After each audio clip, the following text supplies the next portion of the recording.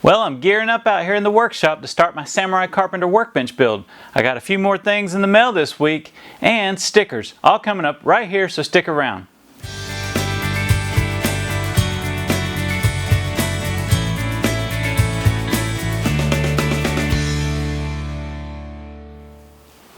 Well, hello everyone. Today is Saturday, June 18th. Welcome to another edition of Shop Talk. My name is Mike and I'd like to welcome you to my workshop. So, I've had a lot going on out here in the workshop this past week and a half or so. If you caught my last shop update, you'll know that Daryl Jones with Dreadknot Woodshop came up and spent a couple days here with me in the workshop, and we were able to knock out several projects that I've been wanting to get to. I still have a little bit more work to do on a couple of them, but Daryl was really a huge help. I really enjoyed having another woodworker in the shop with me for those 2 days, and felt like I got a lot done. Still got a lot of cleanup work to do, but just wanted to thank Daryl for coming up. Daryl was really generous to not only come up, but he also offered to purchase for us and us reimburse him the hardwood maple for the Samurai Carpenter Workbench build. So if you've been following me for some time, you know that I'm really kind of gearing up to build the Samurai Carpenter Workbench, and priced the hard maple here locally. Daryl offered to price it where he's from, down in Central Florida. It was quite a bit cheaper at his supplier, and so I gave him an estimate of what we needed for the project, and he was gracious enough to purchase it, cut it up so that it would fit on his trailer, and bring it up here to us, and I reimbursed him for it. And so thank you so much, Daryl. That was a huge help and savings, and wow, what a guy to offer to do that. Not only did he do that, but he also brought me a bunch of goodies, so I'm going to share some of that with you right here. So Daryl asked me if I had many hand planes, and I said, well, I've got a couple. I have 3 hand planes. One is really needs some work, and then one that I purchased that just needs a little tuning up. I'm not even sure what those 2 particular hand planes, what numbers they are, because I'm still learning about this process, getting into hand tools, so I need to learn that. But Daryl brought me several. He asked me if I was interested in restoring some planes, so he collects quite a few hand planes, picks them up really inexpensively, and brought me several. So I'm going to have to rely on him to comment to remind me which ones these are. So this first one here is it says Dunlap, and so it's a pretty good size plane. Not sure what the numbers are. So that one really doesn't need a whole lot of work. And let's see, here's another Dunlap, a little bit smaller, looks like a little bit steeper angle on the iron. The sole and everything's not in too bad a condition, and the handles actually look pretty good as well. So there's that one. This one here is Stanley Handyman. So also a little bit smaller, in pretty good condition. The handle, the sole looks pretty good. There's not really a lot of rust on any of these planes. And then this one, he said, is this is actually, I think, a Harbor Freight hand plane, but I think there's a video out there online where a fella takes one of these and makes a scrub plane. I think it's Stumpy Nubs. Makes a pretty good scrub plane out of it, and so he thought I might be interested in trying that. That one's got a little bit of rust on the sole, but not too bad. 4 hand planes adding to my collection, which is great. And then a small block plane. So I don't see the name on this one, but this is actually in pretty good condition. Doesn't need a whole lot of work. Not really any rust on it.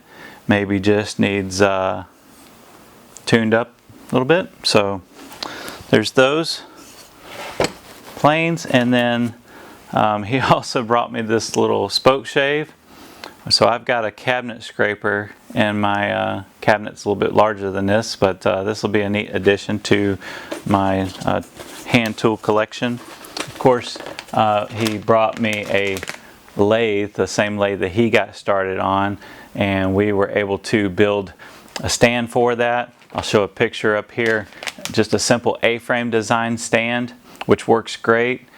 He added some casters on it so it can easily be moved around in the shop. It's got a real narrow profile on the base, and so I'm really excited about having that in the shop and learning how to turn.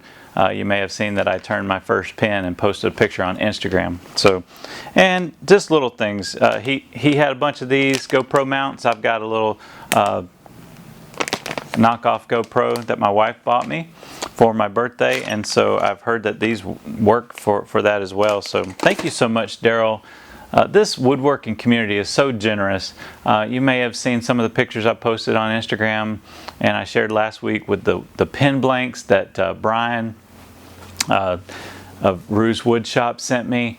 I won, and I haven't received it yet. It may be in my post office box. I didn't check it yesterday, but I won a pizza cutter on one of the giveaways on Instagram. And so just really really generous woodworking community that we have, always looking out for each other, always helping each other out. And so again, I just wanted to send a big thank you to Daryl for spending those 2 days here with me in the shop. Thanks so much for your generosity with the things that you brought me.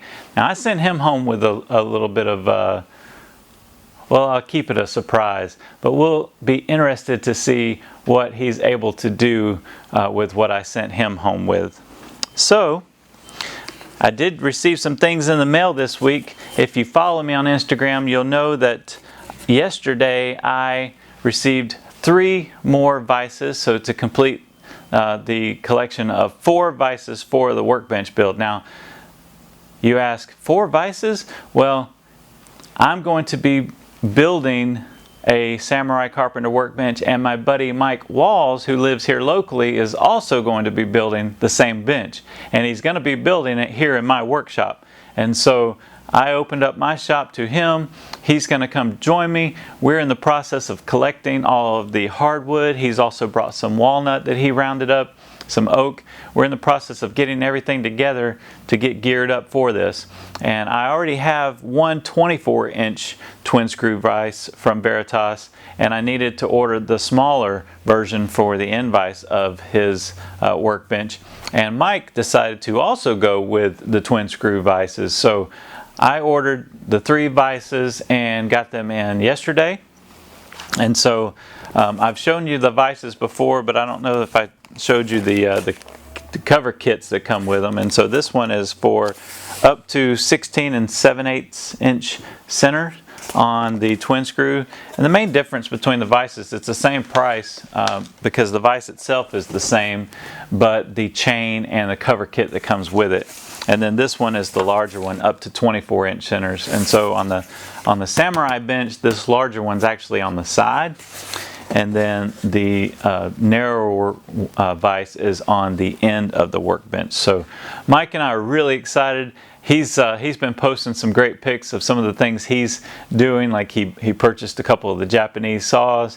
He built one of the hand tool totes like Jay Bates built for his workbench, and he's getting all geared up, and so am I. So stay tuned for that. I do plan to film the making of those benches. It's going to be a long process of collecting all of that video footage, but hopefully I'll be able to do something with that, maybe do a multi-part series. So with that, I have, well, as you notice, I'm wearing a t-shirt. This is Rob's Woodshop.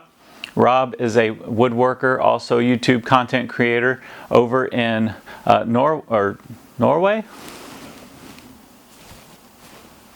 Can't remember right now if it's in, I think it's in Norway, maybe Sweden. Anyhow, Rob is a big supporter of the show, and I love what he's doing over there as well. He's been really kind of branching out, doing a lot more things with his program. So go check him out, Rob's Woodshop.